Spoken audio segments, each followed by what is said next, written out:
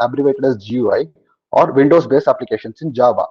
Technically, it can be defined as a set of program components that provides developers with the ability to create graphical user interface components.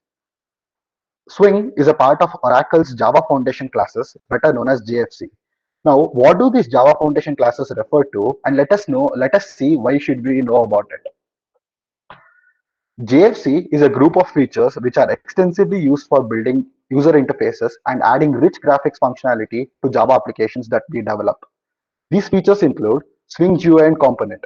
This feature includes everything that ranges from buttons to split panes, and many of its components are capable of functions like printing, sorting, and drag and drop functions. The next feature is Accessibility API. This feature includes assistive technologies such as screen readers and braille displays to get information from the user interface. This feature basically makes it easier for the user to get information as much easily as possible. Now, moving on to the next feature, pluggable look and feel support. The look and feel of Swing application is pluggable. Now let us see what this sentence actually means. This means that it is possible to change the entire appearance of the user interface with just modifications to just one or two lines of code. And also the developer can choose from either the Windows look and feel or the platform independent Java look and feel, out of which the latter supports the GTK plus look and feel. Additional piece of information on GTK plus. The GIMP toolkit is a multi-platform toolkit for creating graphical user interfaces. The next feature is Java 2D API. Now, this feature enables developers to easily incorporate high quality graphics, text, and images in their applications. Now, the final feature of JFC, internalization. This feature enables developers to build applications that can interact with users worldwide in their own languages and cultural conventions.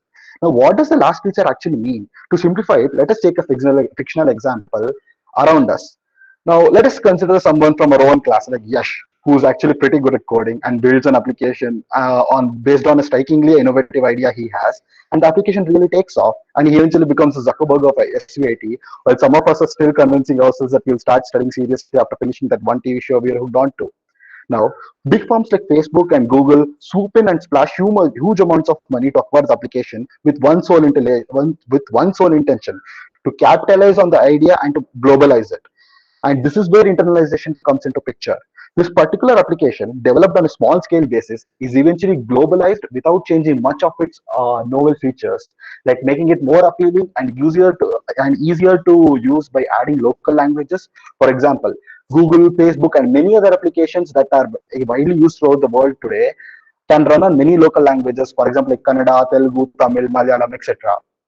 Now, moving on to the next subtopic, the origin of Swing. Now, before Swing was even developed, the IFC or the Internet Foundation classes was being used as the primary GUI toolkit.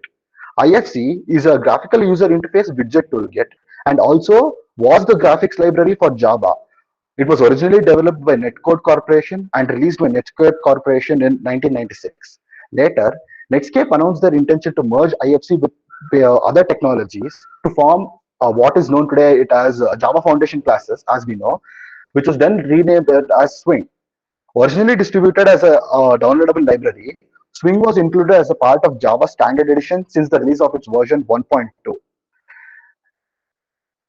Now, before Swing was developed, Abstract Window Toolkit, or abbreviated as AWT, was being used extensively as the GUI toolkit, and Swing is actually written on top of it, which means that many of Swing's features are derived from AWT. Now, let us take a differences. Let us look at the differences between AWT and Swing. AWT's components are platform dependent, whereas Swing's components are platform independent. Now, I want you guys to note the first difference because this is a major factor of which we'll understand later in the presentation of why Swing was actually developed. The first difference where AWS components are platform dependent, whereas Swing's components are platform independent. The second difference is AWS components are heavyweight, that is, they consume more storage and memory and other system resources, whereas Swing components are lightweight, that is, they take up lesser resources. AWT doesn't support pluggable look and feel, that is, one has to modify the code completely to induce changes in the GUI interface. Whereas Swing supports pluggable look and feel, which means that the user interface can be modified with just a few changes to the code. Now, the final difference is that AWT provides lesser GUI support and does not support MVC architecture, whereas Swing provides more powerful components and more GUI support than AWT and follows MVC architecture. Now, since I've already said that AWT was being used as a primary GUI toolkit before Swing was even developed, let us look at how actually AWT functioned. AWT used to translate its visual components into platform-specific equivalents called peers, and this led to the look and feel of the component being defined by the platform. Now, let us understand what the sentence actually means. This means that whatever components, for example, let us consider visual interface. We have components like buttons and text fields and other visual components that are visible to us. And these visual components were being converted into some platform-specific equivalents. This means that if the application was being run on Windows, it was being converted into Windows specific equivalent. And if the application was being run on Linux or Macintosh, it was being converted into that specific platform specific equivalent. So this created a major problem. Now let us see what were the problems created by the users of peers. The variation between different platforms, which is exactly what we discussed right now. That is, the application couldn't have the same features on different OS.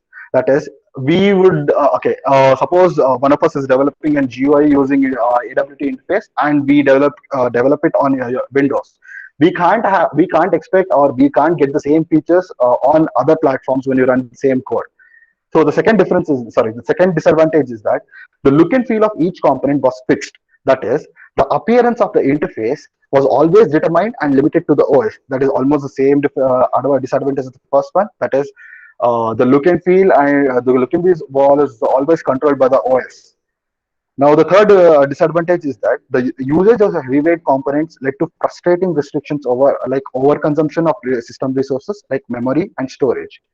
Therefore, owing to AWT's graphical interface limitations and platform dependency, Swing was developed as the perfect solution.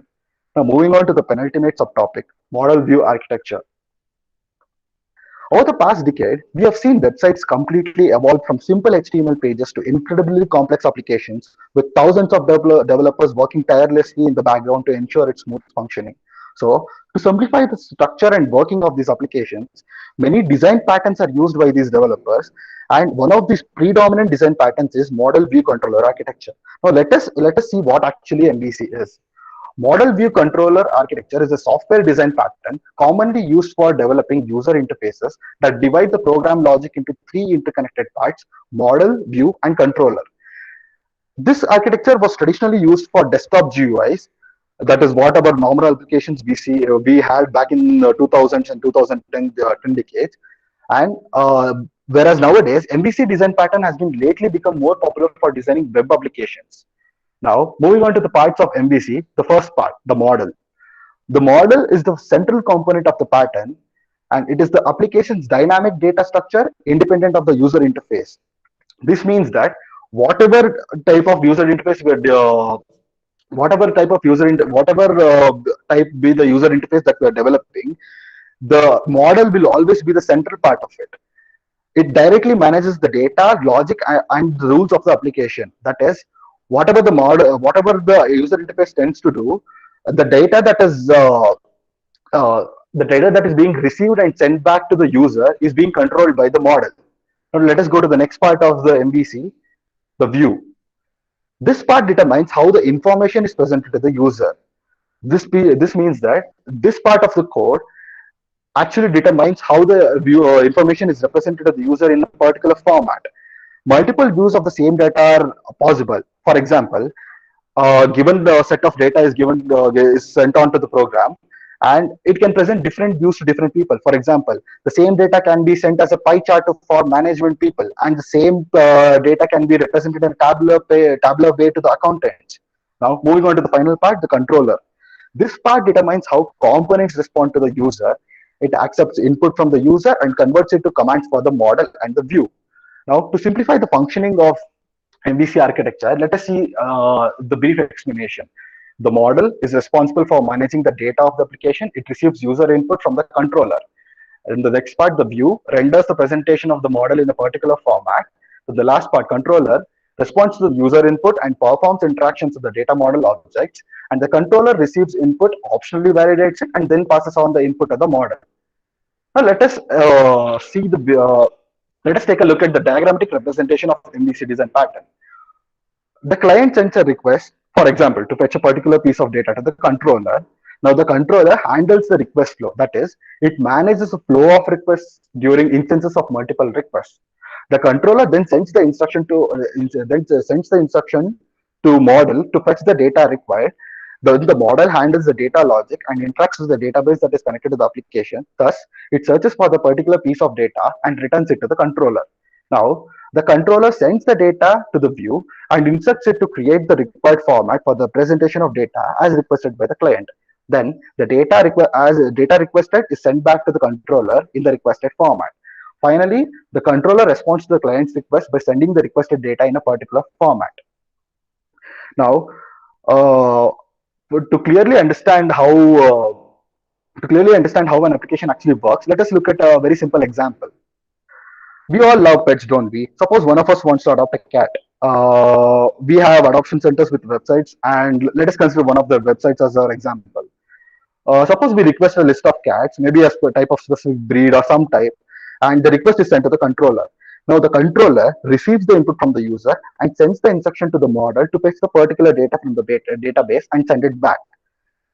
Then the controller sends the data to the view and instructs it to present it in a particular way to be presented to the user. Finally, the controller sends the requested data to the user in a particular format as requested.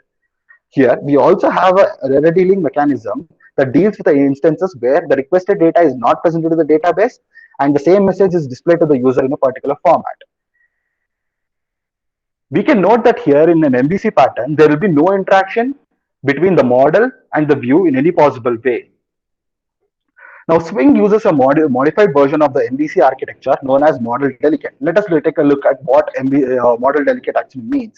In this hybrid pattern, the view, which is also known as look, and the controller, which is also known as feel, are combined to form a delegate. And because of this architecture, the look and the feel can be modified without affecting how a component is used in a program. Now, to list some of the advantages of MVC, there is low dependency between the components, and that results in easy maintenance. As we saw earlier, there is absolutely no interaction between the model and the view. So that results in easy maintenance of the application. And second advantage is that a model can be reused by multiple views, which results in reusability of code, increasing the efficiency of the application, obviously. And implementing an application through MVC architecture makes it more expressive and easy to understand. So these were the advantages of MVC architecture. Now moving on to the final subtopic of the presentation, components and containers. What do components and containers actually mean? So the elements of the user interface are called components and containers. So whatever elements that we see in a graphical user interface are called as components and containers. A component is an individual control button. So you can notice on the right side. So there is a button, there is a text field, there is a label. So all of those are called components. Whereas a container is the element in the visual interface that holds together a group of components. The frame, which you can see in the right part, is a container. For example, the best example is available on the right side. You can see there is container, there is a frame which is a container, there's label, text field, and button which are components. A container can also be a component in particular instances and can be contained in other containers. And a Swing GUI should have at least one container in graphical user interface. Now let us move on to the next subtopic, components. We must remember that Swing is built upon AWT. So it inherits all the components from the component class of AWT package. So Swing components derived from the J component class, and J component inherits the AWT classes of container and component, and all the Swing components that we will use in our graphical interface are represented by classes in the Java X.Swing package. Now all the component classes start with J. That is, for example, J label, J button, J scroll bar.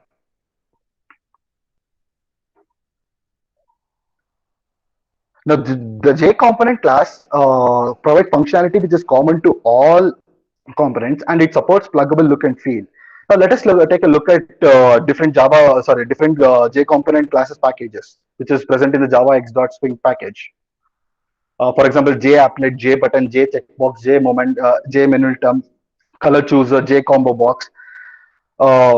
Suppose we require one of the elements like we require a button.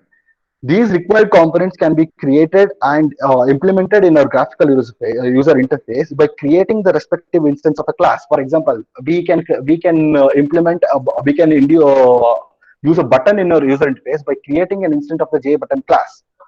So moving on to the next subtopic, containers. We know that containers are the elements in which user interface holds a group of components together, and at times containers are also treated as components and are therefore known as special type of components. There are two types of containers: top level container and sub level container. Top level container, these containers are heavyweight containers that interact directly with the platform or OS.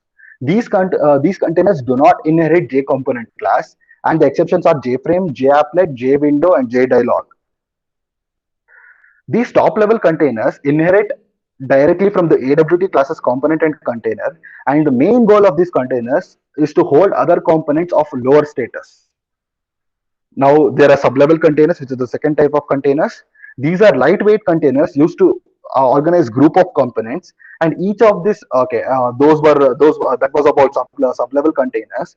And coming back to top-level containers, each of these top-level containers define a set of pane, and the top-level pane among them or among the set is known as JRoot pane.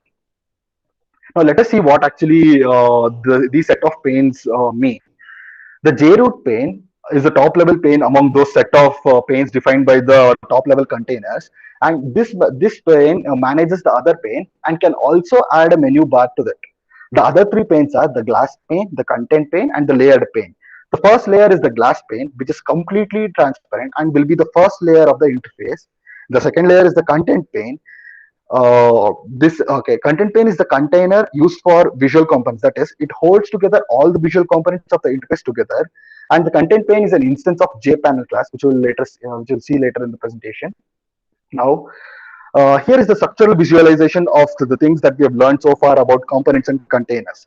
We can see that there are two types of containers: the inheritance from AWT class component and JComponent class, and their classifications, and top level and sub level containers.